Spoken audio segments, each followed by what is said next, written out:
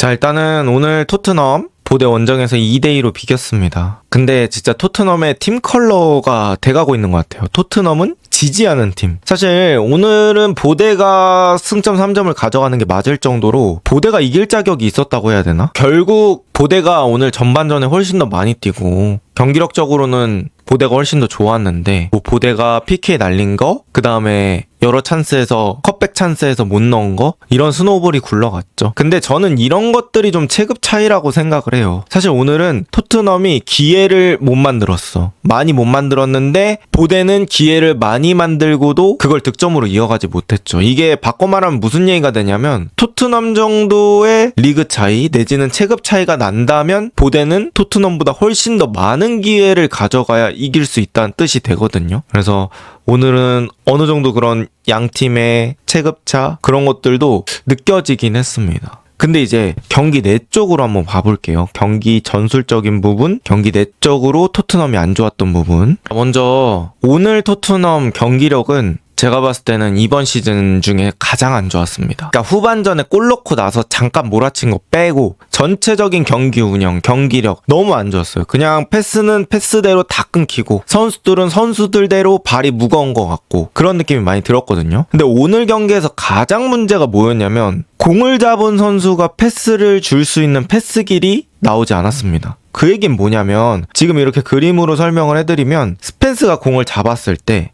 보대 선수들은 토트넘 선수들한테 되게 잘 붙거든요. 근데 토트넘 선수들은 공 없는 선수들이 잘 안 움직여요. 이게 가장 큰 문제가 되는 게 공 없는 선수가 움직여주질 않으니까 패스길이 나오지 않는 거죠. 그러면 이 공 잡은 선수는 어쩔 수 없이 공을 끌게 됩니다. 그러면서 앞쪽으로 가게 되고 그때는 이제 보대 선수들은 한 발짝씩 더 뛰면서 이 공 잡은 선수가 고립되게 돼요. 이 상황이 뭐 거의 60분, 70분까지 계속 반복됐습니다. 공 가진 사람은 줄 데 없어서 끌게 되고 공 없는 사람은 뛰지 않고 이거는 공 가진 사람이 개인 능력으로 계속 풀어가야 될 수밖에 없는 게임이었어요. 근데 공 없을 때도 안 뛰는데 공 있을 때는 잘할 수 있나요? 당연히 그럴 컨디션이 안 되죠. 실제로 이제 중간에 그 양 팀의 뛴 킬로미터 그런 것들이 나왔는데 토트넘이 훨씬 적었습니다. 움직이질 않는데 패스를 줄 수가 없죠. 그러다 보니까 아주 많이 끊기는 그런 일들이 발생을 했고 정말 많이 답답한 게임이 이루어졌습니다. 사실 이번 경기가 새벽 4시 게임이었는데 일어나신 분들은 내가 이 경기력 보려고 일어났나? 뭐 요런 느낌이 드실 수 있을 정도로 아쉬운 경기력이었고요. 저는 앞쪽에서도 토트넘이 비슷했다고 느껴져요. 그러니까 오도베르가 공 잡았어요. 오도베르가 공 잡았는데 여기서 스펜스가 뭐 이렇게 돌아 띄워준다든지 사르가 이렇게 뭐 하프 스페이스를 띄워준다든지 아니면 주변으로 접근해준다든지 이런 게 없어요. 그러니까 공 잡은 선수 주변으로 지원이 없어요. 그러면 어떻게 되냐? 이 사람들은 안 움직이는데 보대 선수들은 계속 뛰면서 패스루트를 막아버리는 거죠. 결국 이렇게 사이드까지 밀리고 오도베르는 고립이 되는 상황이 생깁니다. 근데 이거는 비단 오도베르한테 발생했던 문제가 아니라 그냥 토트넘 선수들 전체한테 똑같이 발생을 합니다. 그냥 공 잡은 사람이 죄예요. 공 잡은 사람이 잘못이야. 그 정도로 나머지 주변 선수들이 지원 움직임을 가져가 주지 못합니다. 이게 원인이 뭘까 저는 좀 한번 생각을 해봤어요. 근데 이거는 제 개인적인 추측인데 토트넘이 지난 경기에서 후반전부터 좀 체력이 처진다는 느낌을 받았거든요. 뭐 그런 것들의 연장선상인가? 아니면 또 보대가 지금 노르웨이이기도 하고 그리고 뭐 날씨도 춥다고 하더라고요. 그 다음에 이제 잔디도 인조잔디라고 하는데 뭐 그런 것들이 영향이 있나? 이렇게 생각을 해보려고 했는데 뛰는 건 또 별개 일이잖아요, 여러분. 뭐 잔디와 상관없이 뛰면서 지원으로 가주는 거는 그건 또 별개 일이잖아요. 근데 뭐 그런 핑계를 대기에는 토트넘 선수들 자체가 그냥 발이 너무 무거웠다. 근데 저는 이해가 안 갔던 선수는 바로 사르인데요. 사르는 사실 그동안 좀 경기를 많이 나오지는 않았어요. 그래서 어느 정도 체력적으로 준비가 되어 있었을 것 같았는데 뭐 오늘은 전반에 사르가 있었나 싶을 정도로 사르는 거의 보이지를 않았습니다. 그리고 제가 아까 말씀드렸던 상황처럼 공 없을 때 사르의 움직임이 거의 없다시피 했습니다. 그래서 그런 것들에서는 저는 토트넘이 매우 아쉬웠다고 느꼈고요. 그리고 오늘 토트넘이 또 문제가 됐던 게 뭐냐면 바로 다이렉트 패스가 없었어요. 패스 템포가 너무 느려요. 공 잡고 무조건 컨트롤. 이것은 아까의 얘기와도 연관이 있는데 다이렉트 패스라는 거는 결국 나한테 공이 오는 순간에 패스 길이 마련이 돼 있어야 주죠. 근데 아무도 많이 안 뛰니까 이 공이 오는 순간에 다이렉트 패스할 수 있는 타이밍 안 나옵니다. 그럼 어쩔 수 없이 공을 잡아놓을 수밖에 없죠. 그럼 또 공을 잡아놓으면 템포가 느려지니까 상대가 자리 잡거나 둘러쌀 시간이 생기죠. 그런 것들이 계속 반복이 됐습니다. 그러니까 오늘 경기는 약간 총체적 난국이었어요. 그리고 이런 상황에서 누가 없는 게 체감이 됐냐면 바로 로메로예요. 사실 후방에서 로메로의 체력쇼 그런 것들 있잖아요. 로메로는 뭐 공을 앞으로 끌고 가질 않습니다. 그냥 제자리에서 발목 힘이나 뭐 앞쪽으로 주는 패스 퀄리티가 너무 좋기 때문에 그냥 여기서 사이사이에다가 그냥 쑥쑥 넣어줘요. 근데 오늘 로메로와 단소의 차이를 결정적으로 체감했던 게 단소는 그런 사이 패스가 너무 부정확합니다. 오늘 단소가 이렇게 해서 공 끌고 와가지고 사이 패스 주려다가 전반부터 따지면 최소 5번 이상? 그래서 공을 상대한테 되게 헌납한 그런 빈도가 많았죠. 그러니까 로메로가 토트넘 축구를 얼마나 고급지게 만들어준다라는 것을 역체감할 수 있었던 그런 경기였고, 단소는 이제 확실히 그런 주전으로 쓰기에는 좀 아쉬운 능력들이 있었다. 이렇게 얘기할 수 있을 것 같아요. 후반에 들어와서 단순 수비적으로 뭐 잡아주는 건 좋지만 본인이 주체적으로 공을 잡고 무언가를 하려고 할 때는 자기도 좀 불안한 게 있고, 그 다음에 앞쪽으로 주는 패스 퀄리티도 약간은 투박한 그런 상황들이 좀 있었던 것 같습니다. 그리고 반대로 보대는 공 잡았을 때 패스 길이 계속 생겨요. 왜? 더 많이 뛰니까. 그래서 이런 식으로 움직이면서 계속 비어있는 제3자를 만들어줍니다. 그 다음에 이제 공 잡은 선수가 양쪽 중에 하나를 선택할 수 있는 그런 상황들을 공 없는 선수들이 계속 만들어주는 거죠. 근데 그럼에도 불구하고 뭐 토트넘이 잘 맨투맨 해가지고 이 선수가 줄 데가 없다. 그러면 보대는 또 한 명의 창구가 있었어요. 바로 그게 보대의 9번 선수인데요. 9번 선수가 덩치가 되게 크고 키가 되게 높더라고요. 이 선수가 PK를 놓친 거는 오늘 경기 결정적인 실수긴 한데 이 9번 선수 쪽으로 롱볼을 붙여놓으면 오늘 토트넘 센터백들이 대처가 잘 안 됐던 것 같습니다. 그래서 어떻게 보면 보대는 되게 명확한 게임 플랜을 가지고 나왔어요. 공 없을 때는 계속 나머지 선수들이 움직여주면서 3자 공간 만들어주고, 안 될 때는 롱볼 때려서 그쪽에 떨어지는 세컨볼 집중하고, 그리고 뭐 토트넘이 공 잡았을 때는 측면으로 몰아내면서 여러 명이 붙어서 공 뺏어내고, 다 이런 것들의 재료가 뭡니까? 바로 체력이죠. 근데 토트넘보다는 오늘 보대의 체력 수준이 훨씬 더 좋았다. 저는 이렇게 얘기를 드릴 수 있을 것 같고, 그 다음에 근데 이 보대전이 왜 중요했냐면 여러분들도 아시겠지만 그 챔피언스리그 리그 페이지는 꼭 강팀이 8등 안에 드는 느낌이 아니에요. 그러니까 이 각자 팀이 치르는 그 대진표가 다르기 때문에 어떤 팀은 조금 더 약한 상대를 만나도 똑같이 승점 3점을 챙길 수가 있어요. 그러니까 상대가 뭐 UEFA 랭킹이 높다고 해서 그 승점이 보정되는 게 아니잖아요. 그렇기 때문에 토트넘은 이런 기회에서 3점을 챙겼어야 하거든요. 사실 토트넘이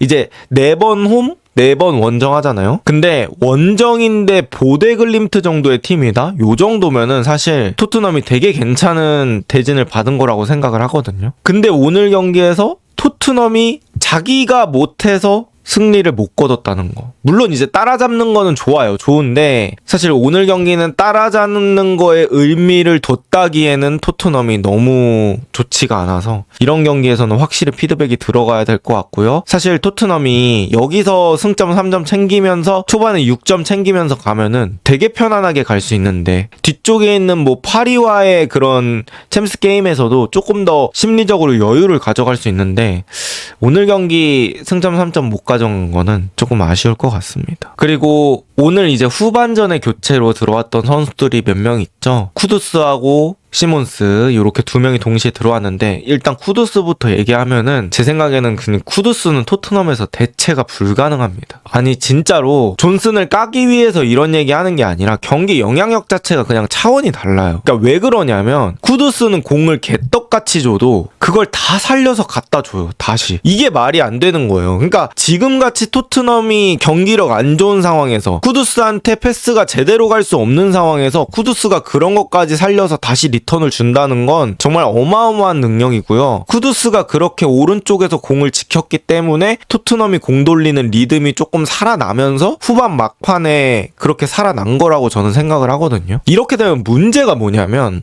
쿠두스가 없는 날에는 경기력적으로 오른쪽에서 차이가 많이 날 수 있다. 그리고 쿠두스는 아이러니하게도 더 많이 뛰어야 되는 상황이 나올 수밖에 없다. 이렇게 생각을 하고요. 또 지금 메디슨, 쿨루셉스키 이런 선수들이 없는 상황에서 토트넘 미드필더들이 공을 완전히 예쁘게 차고 앞쪽으로 정말 깔끔하게 주고 뭐 이런 스타일은 아니기 때문에 더더욱 쿠두스의 중요성이 높아지는데, 쿠두스가 계속 경기에 뛴다고 하면은 뭐 피로가 누적되면서 폼이 떨어질 수도 있고 부상의 위험도 높아질 수밖에 없죠. 이게 잘하는데 딜레마가 생기게 돼버린 거예요. 그래서 팀적으로도 이 쿠두스에 대한 보호, 쿠두스 관리는 정말 잘 들어가야 될 것 같고요. 토트넘은 쿠두스 안 잃어버리게 너무너무 조심해야 될 것 같습니다. 어쨌든 오늘도 쿠두스가 여러 가지 만들어줬죠. 측면에서의 1대1 기본이고 진짜 이상한 공도 몇 번 지켜줬고, 그래서 쿠두스는 진짜 대체가 불가능하다 이렇게 느꼈습니다. 시몬스는 저번 경기랑 저는 조금 또 비슷한 느낌이 들었는데, 시몬스가 조금 자신감이 떨어졌나? 왜냐면 거리가 정확히 어느 정도인지 감이 안 오는데 한 5m 정도? 그 앞에 있는 선수한테는 그냥 주면 돼요. 근데 그거를 주는데 좀 부담이 있는지 모르겠는데 계속 끌고 가가지고 되게 가까운 거리에서 주더라고요. 그렇게 되면 문제가 뭐냐면 리턴을 줄 수가 없어요. 나와 너무 가까운 선수한테는 리턴 주기가 좀 힘들죠. 그것도 그렇고 어차피 가서 줄 거면 그 전에 줄 수 있는 타이밍에 주면 훨씬 더 쉽게 할 수 있는데, 그 패스 나갈 때 좀 자신감이 떨어진 느낌이 있지 않나. 그래서 시몬스는 본인이 가지고 있는 재능이나 발기술 이런 거 있기 때문에 더 쉽게 차면 좋을 것 같습니다. 그리고 오도베르 한번 얘기해보자면, 오도베르도 약간 이런 느낌이 있어요. 예를 들어서 공미가 공을 잡았을 때 이런 역습 상황에서 오도베르는 이런 침투가 별로 없어요. 그러니까 이렇게 크리티컬하게 한 번에 공을 받으려는 이런 움직임, 요런 게 되게 적고, 이렇게 역습하는 상황에서 사르랑 같이 뛰어오는 상황에서 항상 이렇게 사이드로 빠지면서 여기서 발밑에 잡아두고 자꾸 1대1을 치려고 해요. 근데 이게 몰라, 전술적인 그런 지시라면 뭐 감독이 하라는 대로 하는 거겠죠. 하지만 가끔씩은 이렇게 찔러줘야 이 크리티컬한 상황들이 나오잖아요. 근데 오도베르는 너무 그 드리블만 하려고 하는 느낌? 그러니까 어쨌든 간 오도베르의 본질은 공격수인데 공격수 치고는 너무 파괴력이 약한 움직임을 한다고 해야 되나? 그런 것들이 있습니다. 이제 손흥민은 강점이 뭐냐면 뭐 이렇게도 뛰고 이렇게도 뛰고 또 그냥 이렇게 받기도 하고 막 여러 가지가 있었잖아요. 그리고 손흥민은 이렇게 뛰었을 때 순간적으로 피치 올리는 속도라든지 그런 것도 좋고, 근데 오도베르는 공 없는 상황에서 오프더볼 움직임이 단조로운 게 있어가지고 그런 부분들은 좀 개선을 해야 됩니다. 그렇다고 해서 1대1 드리블이 오케이, 도쿠만큼 1대1 드리블이 미쳤냐? 상대를 박살낼 수 있느냐? 또 그런 것까진 아니어서 애매하다는 느낌이 좀 들고 있습니다. 그러니까 토트넘은 왼쪽 윙어에 대한 고민이 계속해서 깊어질 것 같아요. 오도베르, 뭐 시몬스,